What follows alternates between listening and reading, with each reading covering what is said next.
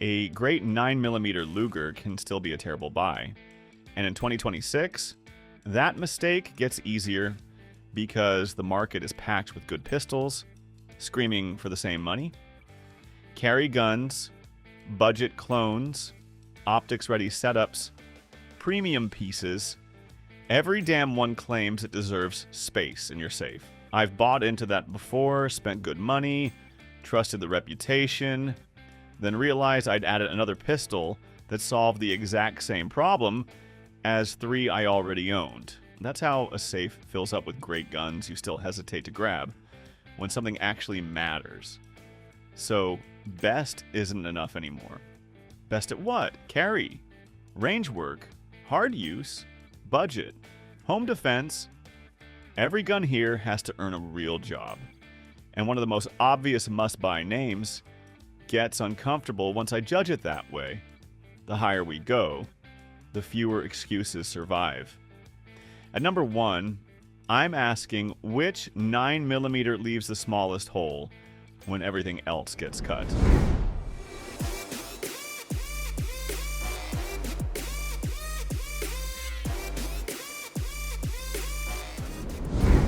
I saw a guy get dangerous with this pistol before I ever admitted what it was. Early this year, a buddy of mine had been stuck for months. Same misses, same excuses, same little shake in his voice after a bad string, like he wanted to laugh before anybody else could. Then he showed up with the Canik SFx Rival. I'd always written the Rival off as a big gamer gun with too much hype around the trigger. Range toy energy. Something guys bought because they wanted to feel faster than they were, but watching him with it got uncomfortable fast. The sights came back cleaner. The trigger stopped making him guess. His groups tightened up enough that the whole problem started looking different. He wasn't suddenly some champion. That would have been easier to dismiss. The Canik just quit fighting him, and once that happened, the excuses got thin.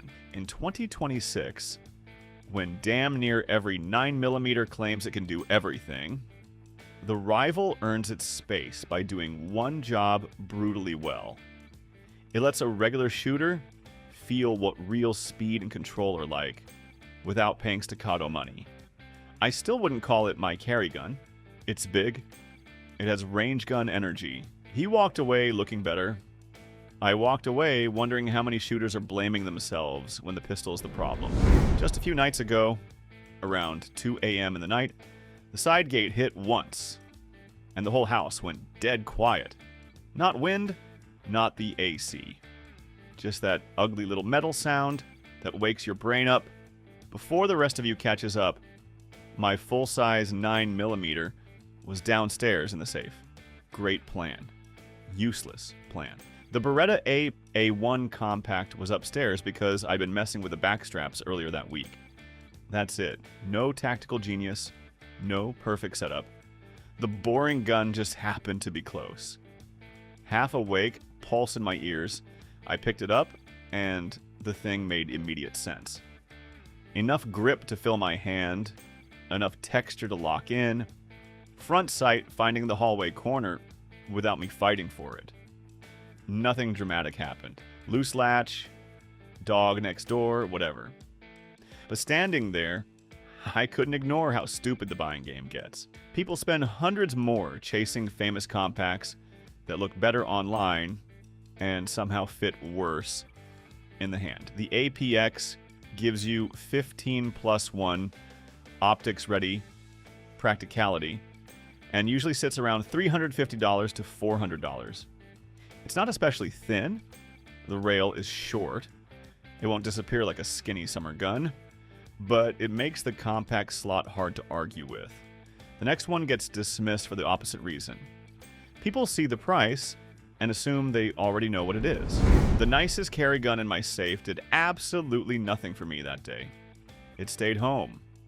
The Taurus GX4 Carry didn't. Hot afternoon, quick gas stop, groceries, nothing worth telling a story about. I had jeans on, sweat, already starting at the waistband, and I knew exactly which pistol would annoy me least for the next few hours. That little GX4 went on the belt, and I quit thinking about it. That's harder to admit than it should be. I own pistols with better names, nicer finishes, more money tied up in them, but a 9mm Luger Carry gun doesn't earn points sitting clean in a safe because I didn't feel like hauling it around. The Taurus gets scratched, sweated on, knocked into counters, whatever. I don't baby it. And yeah, the name still carries baggage. Some guys hear Taurus and make up their mind before the gun clears the holster. The trigger and finish aren't going to make anybody jealous either. Fine. Hours later, the GX4 was still on me, and the better gun was still at home doing nothing. That's the part I couldn't argue with. The next one has the opposite problem. Nobody needs to rescue its reputation. People just forgot why it kept hanging around, while newer pistols got louder. The CZ P10C's biggest problem in 2026 is that it doesn't look new anymore. That is not the same as being beaten. I'd already put this gun on trial in my head. Plain styling, old news. Meanwhile, newer compact 9mm Luger pistols kept showing up with cleaner optic cuts, louder marketing, and that fresh gun smell that makes people act stupid with money. So I put the P10C beside the guns that were supposed to bury it. The new stuff made its case fast. One looked better. Another felt more modern. Then I picked up the CZ and the argument got ugly. The grip angle still made sense. The trigger still didn't feel like an apology. Recoil came back flat enough that I remembered why people trusted this thing before the internet wandered off. Nothing dramatic happened. That almost pissed me off more. The P10C still covers carry, training, nightstand duty, and hard range work without acting like it needs applause. Yeah, it feels older. The styling is plain. The hype is gone. But if a compact can lose the spotlight and still survive the comparison, maybe the new stuff hasn't buried it yet. $2,000 worth of pistol stayed home. The Tisas PX-9 Gen 3 rode in the truck console, getting hammered by caliche dust, fence wire, feed sacks, and a West Texas afternoon that made anything precious feel stupid. Last Thursday, west of Fredericksburg, I was helping my cousin move cattle panels. We stopped at a gate, and I pulled the PX9 out because I wanted one answer. Had sitting in that heat and grit turned it into dead weight? One magazine at the steel plate. No drama. That mattered more than another polished range review ever could.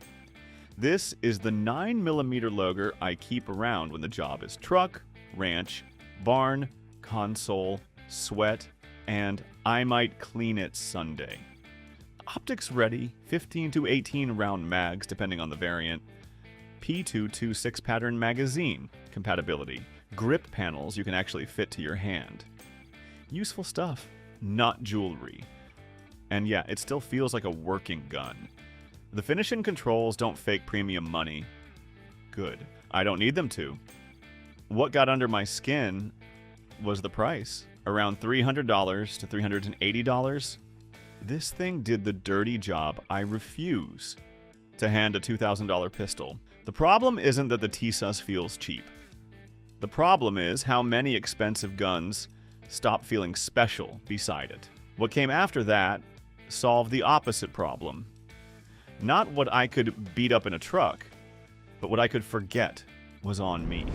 At some point I realized I wasn't carrying a pistol anymore. I was managing a damn wardrobe around one. Holsters in a drawer, belts hanging off a chair, shirts I only wore because one setup printed less than another. Saturday morning, already hot, I caught myself standing there doing the same stupid ritual again. Belt, holster, shirt check, adjust, check again. The Ruger Max 9 killed all of that noise fast. Not because it's magic, it's still a little pistol, and it reminds you the second recoil starts. The trigger is fine. Nothing about it makes me want to write poetry. But once it went on, the rest of the morning stopped revolving around the gun. Pharmacy, gas, grocery aisle back in the truck. I never reached down to fix it.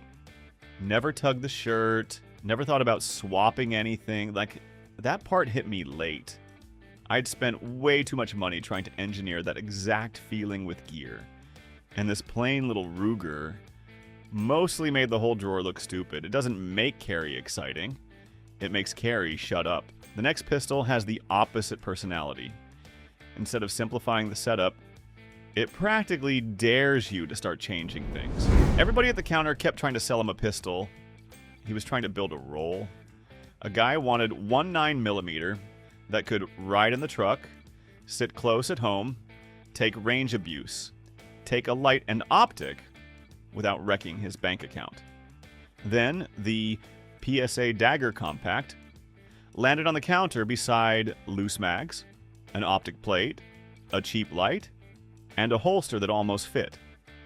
That messy pile made more sense than the polished answers. Calling it a cheap Glock is lazy. In 2026, the Dagger matters because it gives a shooter room to build around the job he has, instead of buying a finished pistol built around somebody else's priorities. Truck gun, training setup, home gun, backup. Pick the hole first, then force the Dagger into it. But this freedom can get stupid fast. It feels rougher than premium guns. The QC talk is real enough to respect, and parts chasing turns into its own sickness.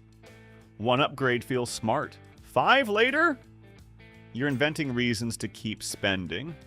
That's the ugly part. You buy it because you know exactly what job needs filling. Then you start changing it until the job isn't even the point. After that, build it cheaper started feeling like a smaller question. Higher up, money itself stops being the excuse. Staccato C2 didn't make me feel rich. It made the target call me a liar. I ran the same ugly drill with a normal compact first. Draw, press, move, reload, press again. Nothing fancy. I threw one left almost immediately, and my brain started hunting for cover.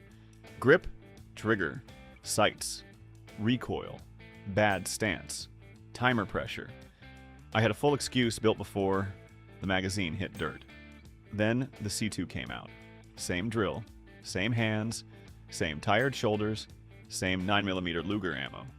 But the pistol removed the drag I had been hiding behind. The break felt cleaner. The return felt cleaner. And when I missed, it did not look mysterious anymore. It looked like me. That is why it matters in 2026. In a market full of cheaper pistols, trying to convince you they're close enough, the C2 asks the question nobody wants during a bad drill. What if the pistol was never the limit? The flaw is real. It costs enough that people baby it, hesitate to carry it, and feel stupid scratching it. But the scary part is not how well it shoots. The scary part is how little it lets you blame. I tried to replace the Glock 43X 3 different times this summer. That is the embarrassing part. One pistol had more capacity. One had a cleaner trigger. One wore a dot better and made a stronger argument at the range. On paper, every one of them had a reason the 43X should have been finished. So I gave them the month. June into July, then August. Different holsters, different setups. Same promise every time. This one is smarter. This one finally fixes the little Glock. And then a weird thing happened. The testing ended, and the 43X was still the one by the keys. Still the one already loaded. Still the one I stopped arguing with when I actually had to walk out the door. That is why it matters in a 2026 9mm Luger lineup. Not because it wins the spec fight. It does not. People argue capacity. People argue shootability. People argue that newer carry pistols give you more for the same space, and some of that is fair.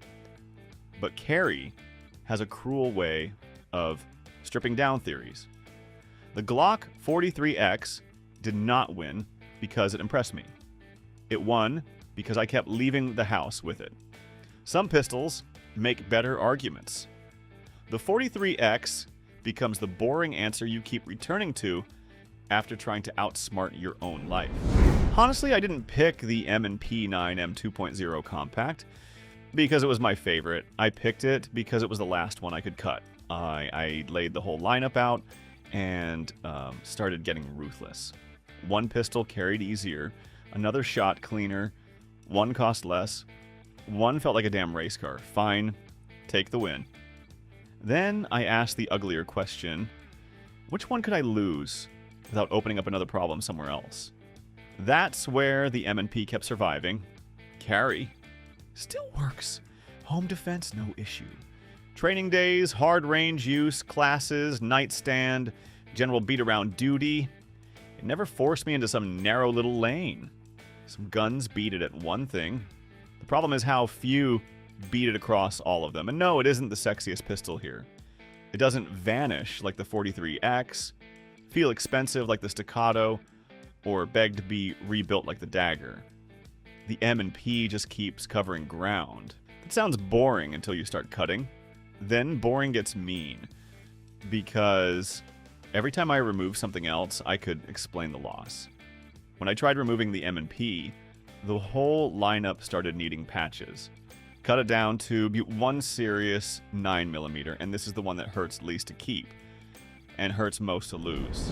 In 2026, buying another 9mm, just because everybody online calls it good, isn't enough. Every pistol here had to earn the space it takes up, and the M&P 9M 2.0 Compact landed at number 1 because it covers more real jobs, without forcing me to excuse something stupid every time I use it. Carry, range work, training, home defense. It keeps making sense when the safe gets cut down hard.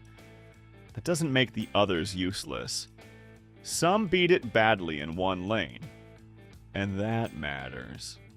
So look at your lineup.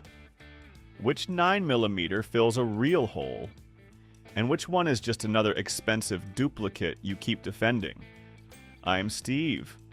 A full safe can still leave you holding the wrong gun.